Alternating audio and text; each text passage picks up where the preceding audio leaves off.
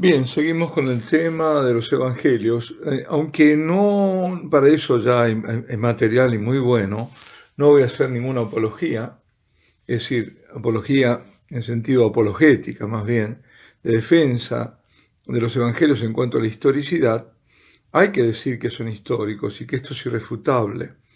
Y incluso no hay un personaje que se haya escrito, que se haya dicho tanto, sobre todo escrito, que haya documentos antiguos, más que el de Jesucristo. Es decir, sobre la historicidad de Jesucristo no caben dudas, pero siempre va a haber detractores, ¿no? Porque los evangelios se refieren a las obras, a las palabras concretas de Jesús. En ese sentido es histórico, aunque el propósito vaya más allá. Dei Verbum, siempre nos referimos a Dei Verbum, que es el documento conciliar sobre en la Sagrada Escritura. Dei Verbum significa justamente la palabra de Dios. Dice lo siguiente, el número 19: la Santa Madre Iglesia firme y constantemente ha creído y cree que los 4 referidos evangelios, cuya historicidad afirma sin vacilar, comunican fielmente lo que Jesús, Hijo de Dios, viviendo entre los hombres, hizo y enseñó realmente para la salvación de ellos hasta el día que fue levantado al cielo. Ya hemos dicho que fueron escritos en un periodo histórico contemporáneo con el de Jesús, el primer siglo de nuestra era, y vienen de la tradición apostólica de los apóstoles directamente, es decir, 3 de los evangelistas son del círculo íntimo del Señor, es decir, nos referimos a Mateo y a Juan, que ellos 2 fueron apóstoles, a Marcos, que también estuvo en el círculo, digamos, íntimo, cercano ese círculo, y Lucas, que es posterior, pero no mucho, y que también estuvo ahí. Porque tanto Marcos como a Lucas lo veremos también con San Pablo, pero Marcos fue incluso una suerte de secretario de Pedro, así que recibió de primera mano las informaciones. Así que ellos habían conocido, habían escuchado y vivido con Jesús. Y también hubo otras personas que habían conocido, vivido con los apóstoles, que estaban vivos cuando fueron escritos. Y que además eran parte de esa tradición oral.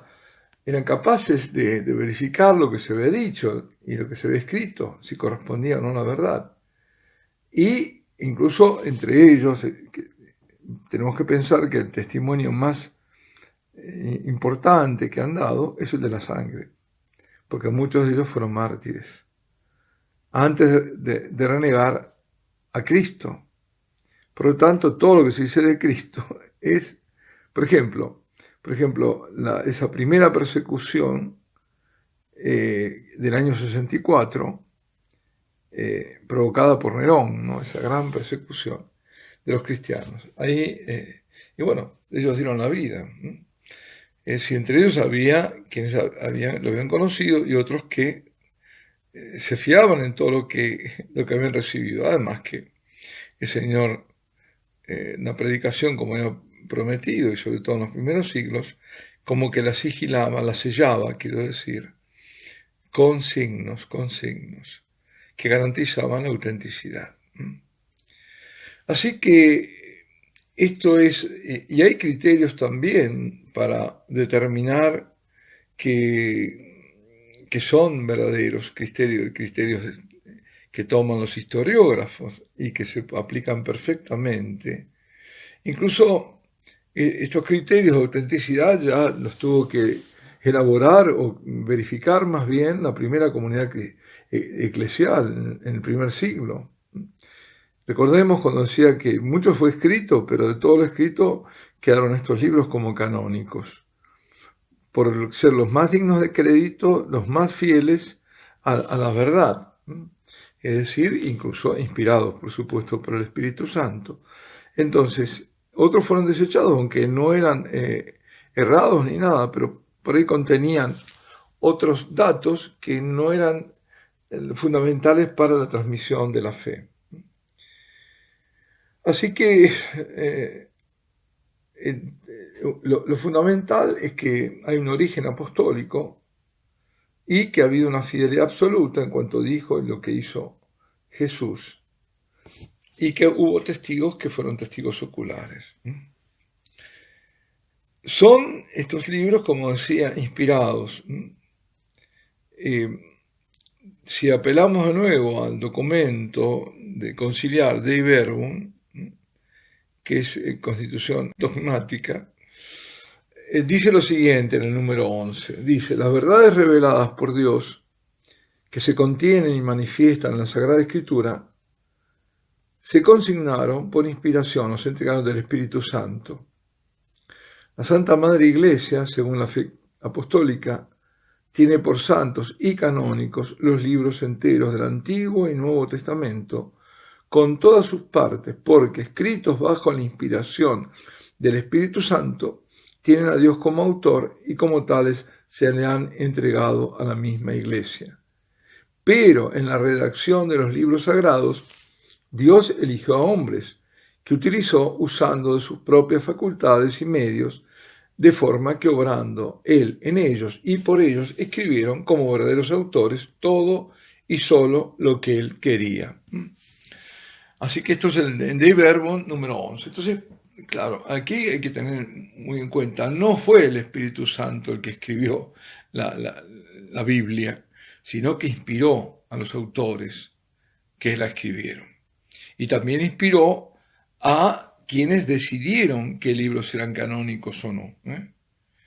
Por ejemplo, en el Antiguo Testamento, en la diáspora, los 70 sabios, 70 estudiosos de la Biblia, judíos, determinaron cuáles eran los libros canónicos. Ahí quedó establecido qué es lo que nosotros mismos tenemos, la Iglesia Católica, ¿no? Por eso se llama la Septuaginta, eran 70. Entonces, esos han sido estipulados como canónicos, como que entran parte del canon de la regla que se ha impuesto la Iglesia, en este caso no la Iglesia sino la sinagoga, pero igual, porque los compartimos, son los mismos, los consideramos nosotros también, inspirados por el Espíritu Santo. Entonces, pero no es, Dios se sirve a través de las causas segundas, la causa primera es Él, pero son los hombres, con, como dice, su facultad, su imaginación. Por eso vemos que no hay coincidencia, por ejemplo, cuando leemos el Evangelio de San Mateo, el Evangelio de San Marcos, los confrontamos y vemos que o no coinciden los números o hay algo que no coincide. Pero eso no es lo fundamental. Al contrario, eso lo que le da es mayor crédito. Porque si fuera todo unánime el cuento, entonces como que se han puesto de acuerdo o se ha copiado uno de otro y ya está. Pero no, lo que es como cuando hay, ¿no es cierto?, testigos acerca de un hecho. Uno ve una cosa, otro ve otra, pero se complementan. Lo que sí, no se oponen. Eso es lo fundamental. No hay oposición, cuando me refiero a oposición en lo fundamental, de ningún modo. Sí una complementariedad, sobre todo la del Evangelio de San Juan con respecto a los sinópticos, porque los sinópticos tienen relatos paralelos en general y que coinciden, algunos no, pero en general. Entonces, siendo Dios el autor, lo que enseñan las Escrituras, las Sagradas Escrituras, es la verdad sin error, pero la verdad necesaria para nuestra salvación. Es decir, el núcleo de todo es esa verdad con un fin, y el fin es la salvación. Como todos los que, si volvemos de nuevo a Dei Verbum, de nuevo el número 11, dice, pues como todo lo que los autores inspirados o agiógrafos afirman, debe tenerse como afirmado por el Espíritu Santo. Todo lo que los autores inspirados o agiógrafos afirman debe tenerse como afirmado por el Espíritu Santo. Hay que confesar que los libros de la Escritura enseñan firmemente, con fidelidad y sin error, la verdad que Dios quiso consignar en las sagradas letras para nuestra salvación. Así pues, toda la Escritura es divinamente inspirada y útil para enseñar, para arguir, para corregir, para educar en la justicia, a fin de que el hombre de Dios sea perfecto y equipado para toda obra buena.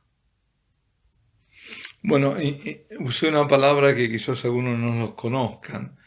Agiógrafo, si uno va a la etimología, agio significa santo, grafo, bueno, escritor. El escritor podría ser biografía de santos, pero no se refiere a eso. Agiógrafo se llama a los autores de las Sagradas Escrituras. Lo digo porque para no utilizar palabras que queden después sin saber de qué estábamos hablando. Así que, bueno, tenemos que las Escrituras son divinamente inspiradas. Entonces, ¿cómo hay que interpretar la Sagrada Escritura? Bueno, esto también nos da la respuesta el documento, la Constitución dogmática Dei Verbum sobre la Sagrada Escritura. Dice, habiendo pues hablando Dios en la Sagrada Escritura por hombres y de la manera humana, para que el intérprete de la Sagrada Escritura comprenda lo que él quiso comunicarnos, debe investigar con atención lo que pretendieron expresar realmente los agiógrafos y plugo a Dios manifestar con las palabras de ellos. Es decir, a ver, ¿qué es lo que nos ha querido decir Dios, ¿no? Nos está hablando a través de hombres con lenguaje humano. Dice, para descubrir la intención de los agiógrafos, de nuevo, son los escritores de las Sagradas Escrituras, entre otras cosas hay que atender a los géneros literarios, puesto que la verdad se propone y se expresa de maneras diversas en los textos de diverso género, histórico, profético, poético, o en otros géneros literarios. ¿Por qué lo dice? Sobre todo está hablando ahora del Antiguo Testamento, porque hay libros que son históricos, por ejemplo, Crónicas, por ejemplo, el libro de Josué, es decir, hay varios, ¿no es cierto? Reyes, Hay otros que son proféticos, todos los profetas. Hay otros que es poéticos, por ejemplo, el Cantar de los Cantares, u otros géneros literarios, ¿sí? Hay distintos. Entonces, ¿cómo interpretar? Dice, conviene además que el intérprete investigue el sentido que intentó expresar y expresó el agiógrafo en cada circunstancia según la condición de su tiempo y de su cultura, según los géneros literarios usados en su época. Pues para entender rectamente lo que el autor sagrado quiso afirmar en sus escritos, hay que atender cuidadosamente tanto a las formas nativas usadas de pensar, de hablar o de narrar vigentes en los tiempos del agiógrafo, como los que en aquella época solían usarse en el trato mutuo de los hombres. Bueno, no se entendió bien, pero bueno, vamos a dar un ejemplo. Por ejemplo, cuando el Señor dice por ahí, cualquiera, digamos, el que no aborrece, ¿no? Si alguno viene a mí y no aborrece o no odia a su padre, a su madre, a su mujer, hijos, etcétera, etcétera, y aún hasta su propia vida, no puede ser mi discípulo, no es digno de mí. Esto lo vimos, bueno, esto puede chocar, pero ¿qué está diciendo? Lo que está diciendo, estos son términos que se utilizaban porque los comparativos eran, no funcionaban como funcionan ahora. Lo que está diciendo es si alguien no me ama más que a su padre, a su madre, etcétera, etcétera, no es digno de mí o no es mi discípulo. No es que hay que aborrecer ni odiar al padre ni a la madre. Estos son los tipos de cosas, como por ejemplo también no se usaban los superlativos, no están. Entonces cuando dice cantar de los cantares, es el cantarísimo, sería. No hay cantar más grande, o el santo de los santos, el santísimo. Este tipo de cosas, ¿no? Doy así algunos ejemplos al voleo, pero para que nos demos cuenta de qué está hablando. Entonces, lo que se trata fundamentalmente es que la escritura hay que leerla, hay que interpretarla con el mismo espíritu con que fue escrita, para poder sacar el sentido exacto de los textos sagrados. Entonces, para eso hay que ver todo ese contenido, toda la unidad e interpretarlo, porque si no nos podemos equivocar y a veces hasta escandalizar. Bueno, aquí nos detenemos. Alabado sea Jesucristo.